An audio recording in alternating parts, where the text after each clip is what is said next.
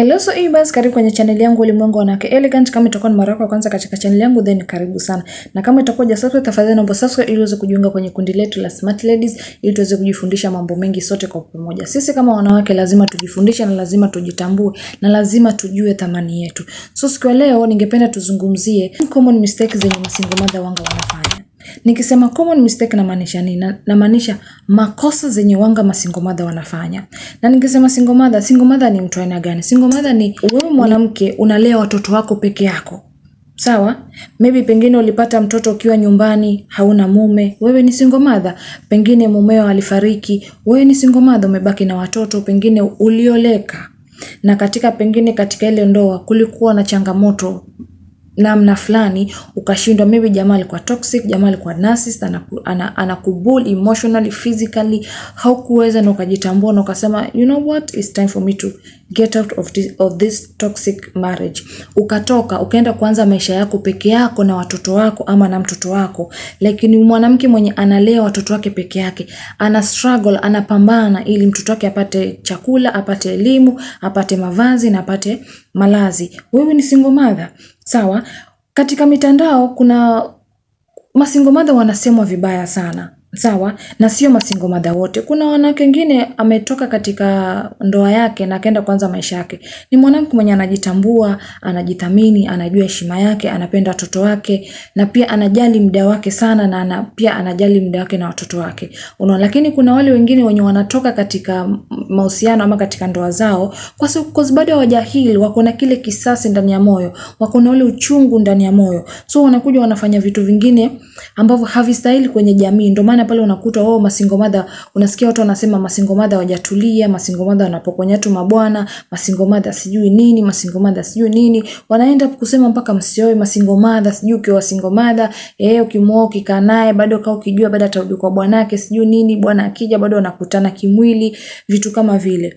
Unaona? So ndio maana siku leo nimeleta hii topic ili tupate kuiongelea, tujue hizi common mistake ni gani, haya makosa ni gani. So wewe kama uko hapo mwenye unasikiliza na wewe ni single mother, so naomba utazame video mpaka mwisho ili upate kusikia hivi vitu ni vitu gani ili upate kujiepusha navyo. Si ndio? Usiingizwe katika lile kundi la kuwa masingle mother hawajatulia, au masingle mother hivi, masingle mother vile. Si ndio? Wewe umetoka katika ile mahusiano kwa sababu hukuweza kutolerate vile vitu vilikuwa pale katika ile mahusiano.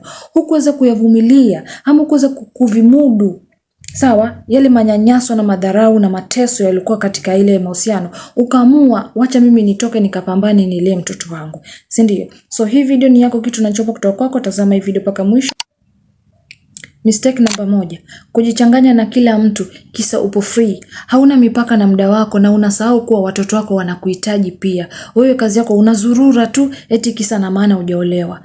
Ndio unakuta single mother anasema, mimi sasa niko huru nakwambia, maisha ya single raha. Naenda popote ninapotaka, nafanya ninachotaka, sijui nini, sehemu za starehe zote unazijua wewe. Msanii amekuja mali fulani wewe upo, bango sijui wapi wewe upo. Yaani wewe unazurura, hauna muda na watoto wako. Unasahau kuwa watoto wako pia wanakuhitaji. Hujui mtoto wako amekula, mtoto wako amevaa, mtoto wako ameenda shule, mtoto wako amelala wapi, mtoto wako anaishije, mtoto wako anasumbuliwa na nini. Hauna time hata ya kukaa chini ya kuzungumza na watoto. Wale ndo faraja yako.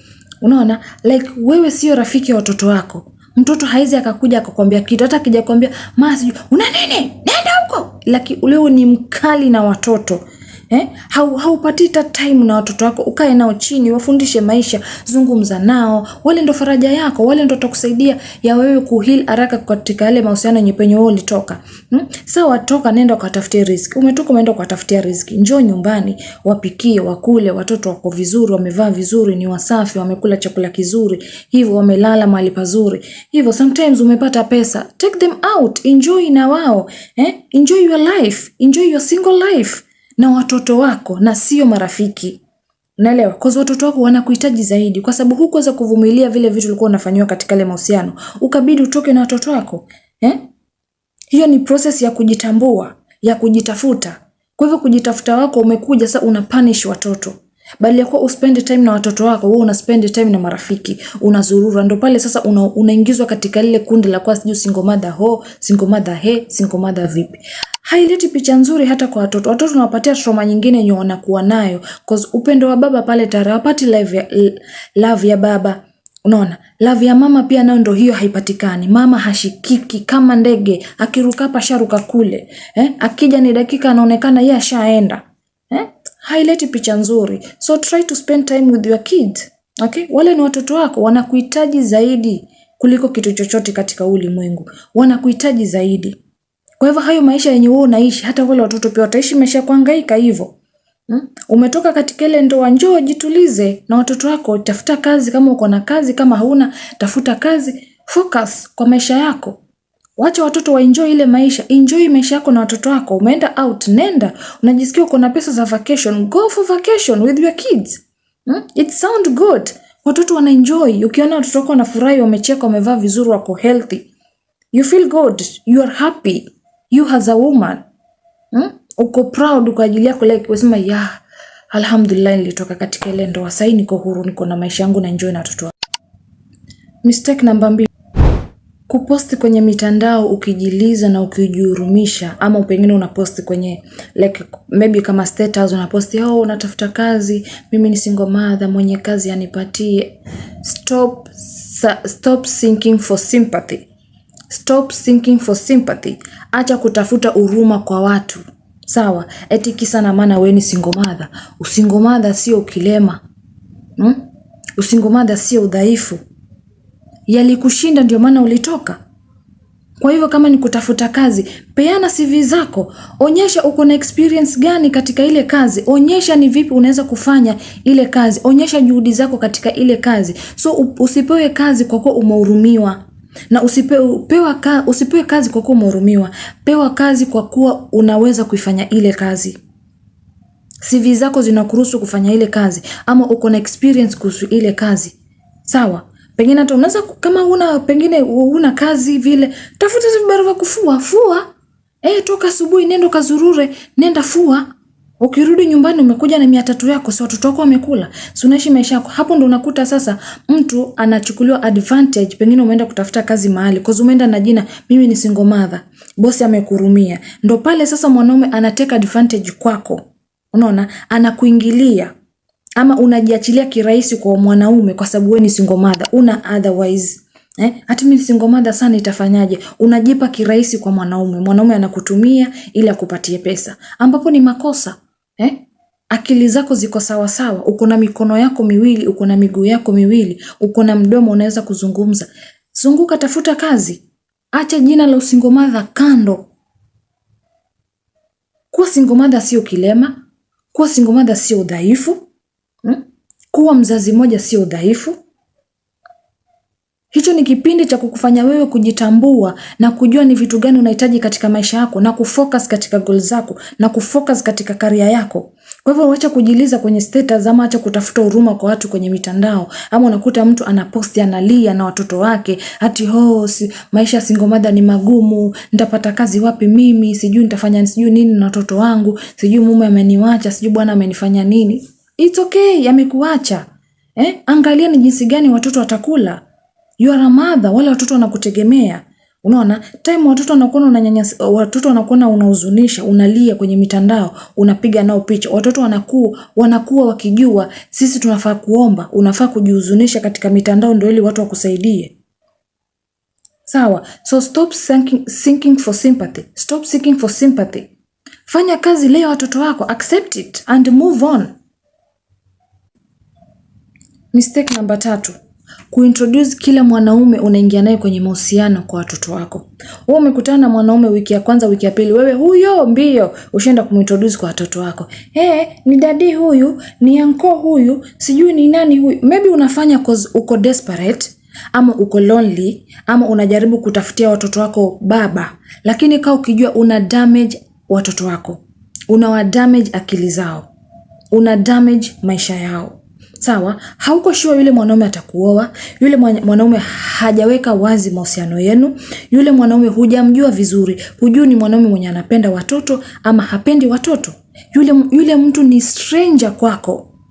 Kwa hivyo una introduce stranger kwa watoto wako. Ndio pale unakuta pengine ni mtu ni mkatili, anafanyia mtoto wako unyama. Alafu unaja kuja kulia unasema wanaume hivi, wanaume vile. Wewe ndio umesababisha.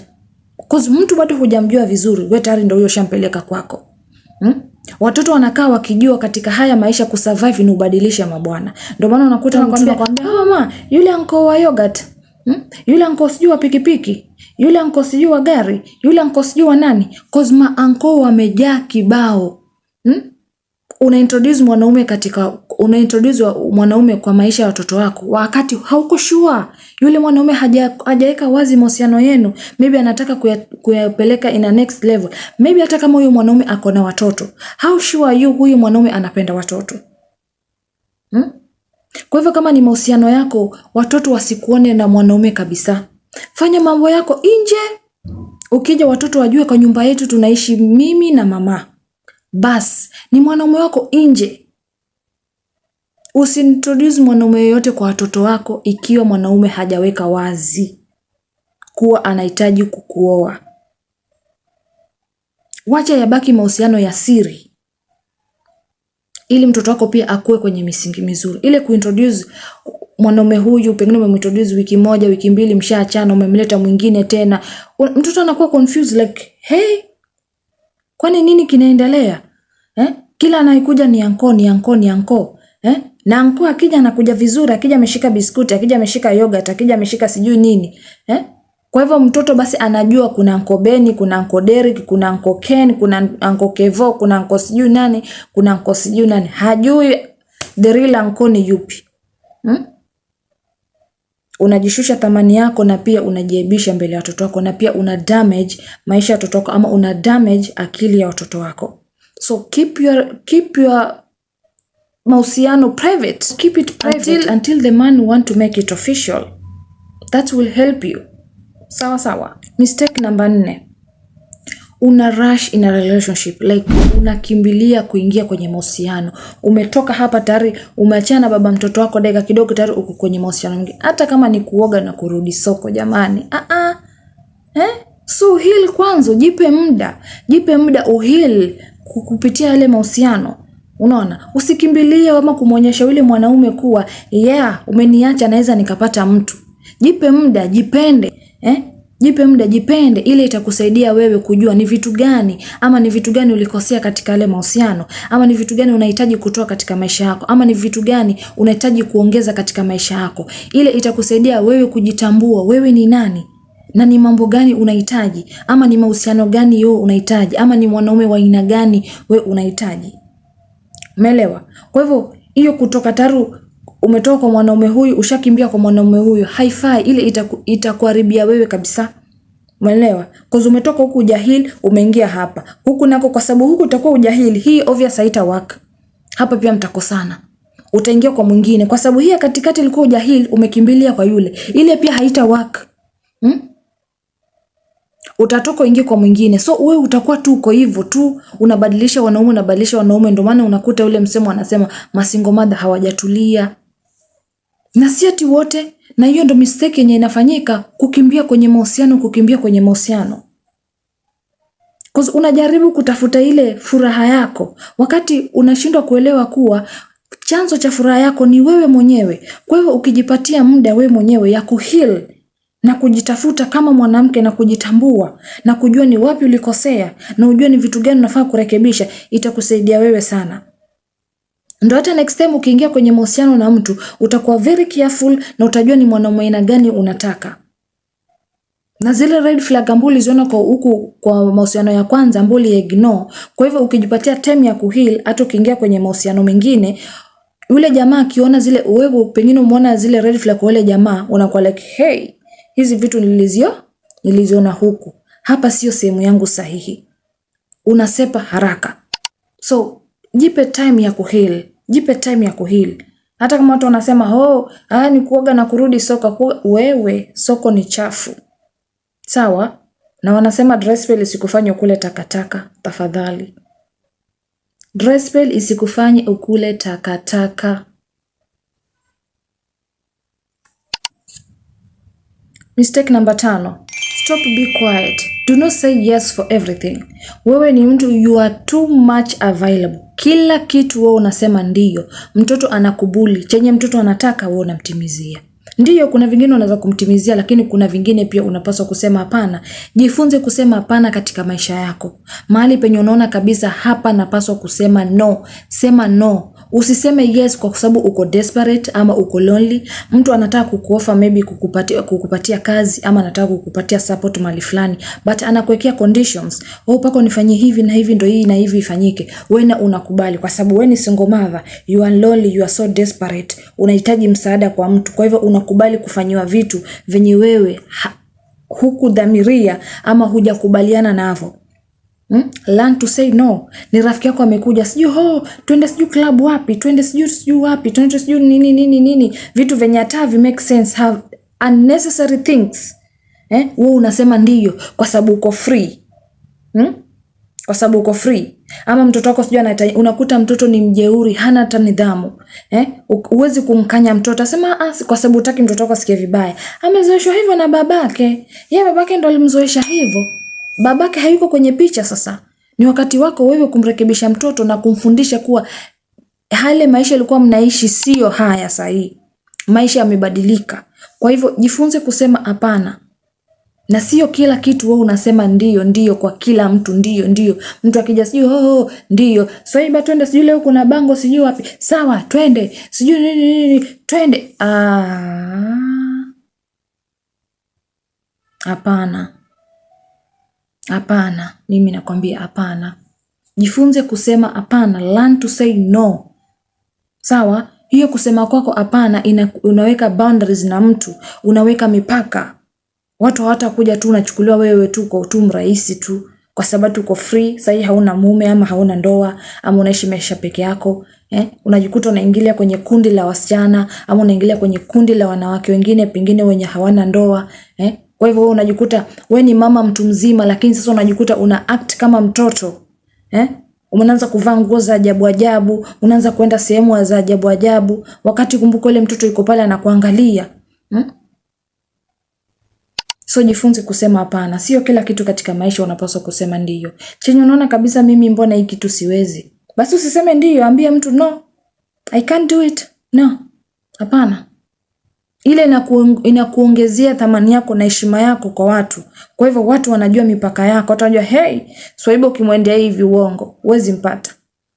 Mwanaume yote anakutongoza wewe ndiyo. Yote atakuja mbele yako ndiyo. No, don't say. Mistake number 6. Kuruhusu baba mtoto wako ama baby daddy wako kwa nyumba yako. Ati kisa na maana, ati mtoto anataka kumuona babake, au mtoto amemisi babake, ama pengine ameleta support kwa mtoto wake, unaruhusu baby daddy wako kwako. Ndio pale mwanaume anateka advantage kwako. Kwa hivyo wewe atakuweka kama side chick wake bila wewe kutambua. Umenielewa? Atakuweka kama side chick wake. Obviously maybe ako na mahusiano yake. Kwa hivyo atakuja kwenye maisha yako ama atakuja kwa nyumba yako kigezo cha kwa anakuja kumuona mtoto. Ama kigezo anakupatia support kwa ajili ya mtoto. Mta end up mnafanya vitu vya ajabu wakati mlishaachana, wakati ako na mahusiano yake. So wewe unakuwa side chick. So unatakiwa uweke mipaka. Kama ni baba mtoto anataka kuona mtoto, hello, nataka kuona mtoto. Mpeleke mtoto penye yuko. Si hata wewe mpeleke, atumane. Siku hizi kuna boda. Okay? Atumane mtu ama mweke mtoto kwenye boda aende.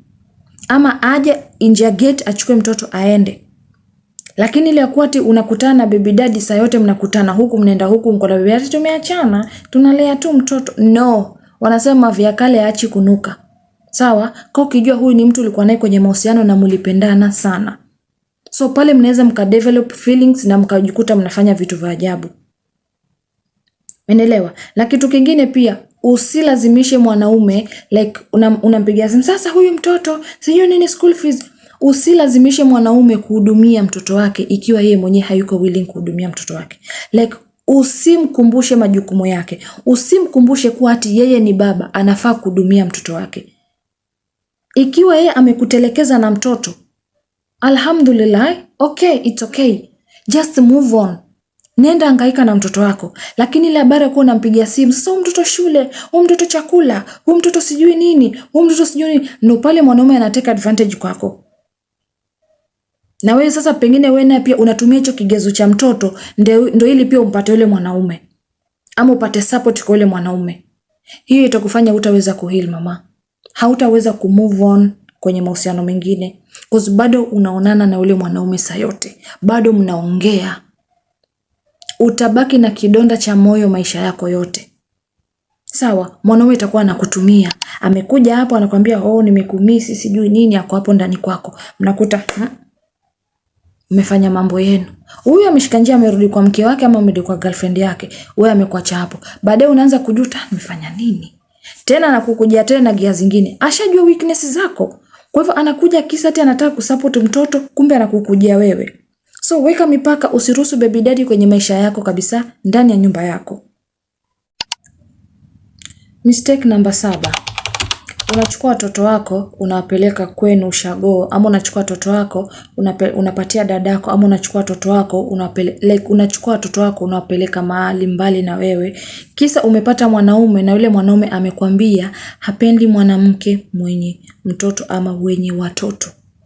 Kwa hivyo unatelekeza watoto wako kisa na maana mwanaume. Ama umekutana mwanaume anakuuliza uko na watoto, unasema sina watoto ama sijazaa, ihali maybe uko na watoto 2, 3 ama uko na mmoja. Unakana watoto wako kwa ajili ya mwanamume. Hiyo ni makosa kubwa sana. Hiyo ni njia nyumuonyesha yule mwanaume kabisa hujali watoto wako. Naye ataichukua ile kama fimbo ya kukuchapia wewe.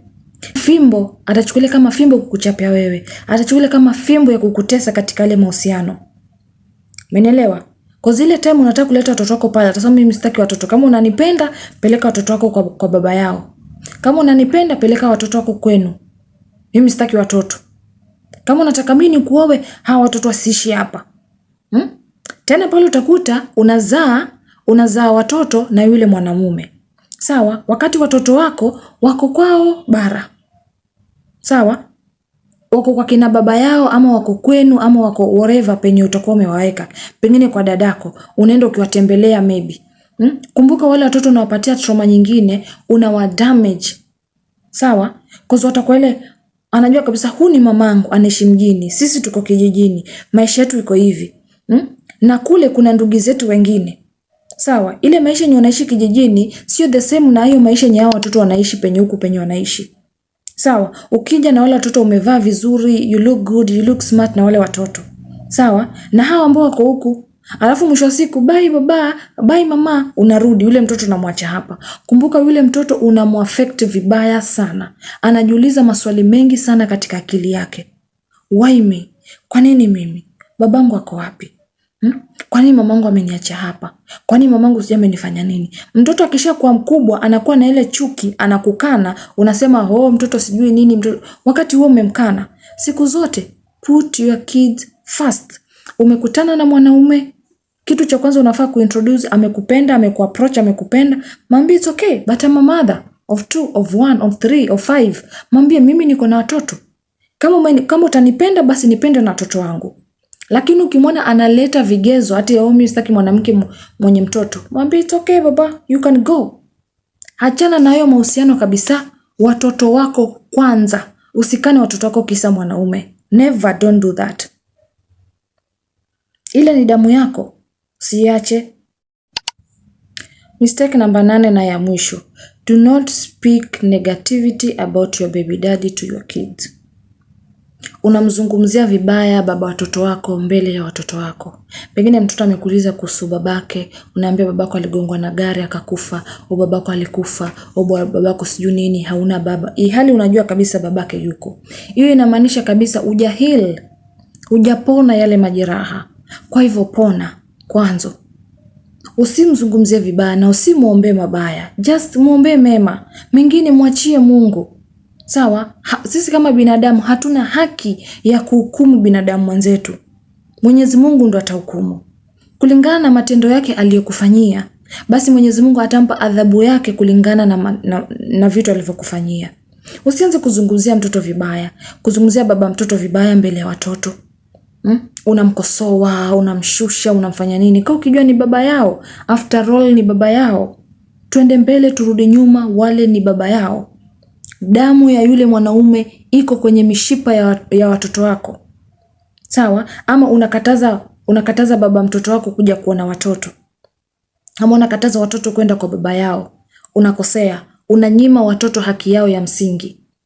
Mumekosana nyinyi wazazi, lakini baba hajakosana na watoto wake. Ikiwa ni mwanaume bado mmekosana na bado anahitaji kuchukua majukumu ya watoto wake, mruhusu. So asanteni Swaiba kwa kuwa pamoja nami mwanzo mpaka mwisho. Na kama itakuja subscribe, tafadhali naomba subscribe ili uweze kujiunga nasi kwenye Smart Ladies. Bye.